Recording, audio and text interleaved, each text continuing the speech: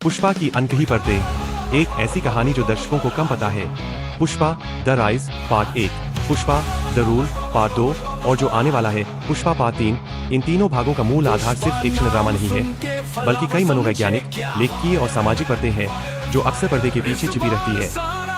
भाग राय, लेखन और प्रेरणा। निर्देशक लेखक सुकुमार ने पुष्पा का खाका तैयार करते समय सिर्फ किस्सा नहीं गढ़ा, बल्कि वो गांवों की जीवन शैली, सामाजिक बुनावट, लालच, लाचारपन, स्टेटस की चाह और बाहरी दबावों की ऐसी भीतरी कहानियां खोजी जो सामान्य दर्शकों से दूर है। कहानी मूलतः रेड सैंडर की तस्करी, रेड सैंडलवुड स्मगलिंग पर आधारित है, लेकिन यह सिर्फ अपराध की कहानी नहीं, यह एक आम आदमी की आकांक्षा है, उसका आत्मसम्मान है, संघर्ष है। डायलॉग लेखकों और सहायकों का भी बहुत बड़ा रोल है।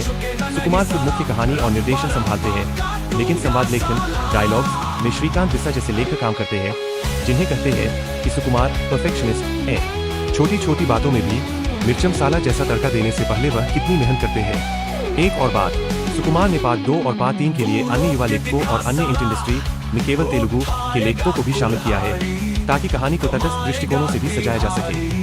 भाग 2, किरदारों की अनकही मनोस्थिति। पुष्पा राज अलू अर्जुन, दिखने में वो एक दबंग, कभी झुकने वाला नहीं इंसान है, लेकिन उसके अंदर आत्मसम्मान की पीड़ा है।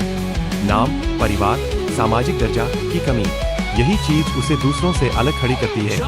वह हमेशा मैं झुकूंगा नहीं सालों जैसा रवैया दिखाता है, लेकिन यह कभी कभी उसके अंदर की असुरक्षा और समाज की बेदरी और असमानता से लड़ने की चाह से आता है। श्रीवल्ली रश्मिका मंदाना की भूमिका सिर्फ रोमांस नहीं, बल्कि उसकी अपनी इच्छाएं, मर्यादाएं और संघर्ष भी है, प्यार और सामाजिक प्रतिबंधों के बीच संतुलन।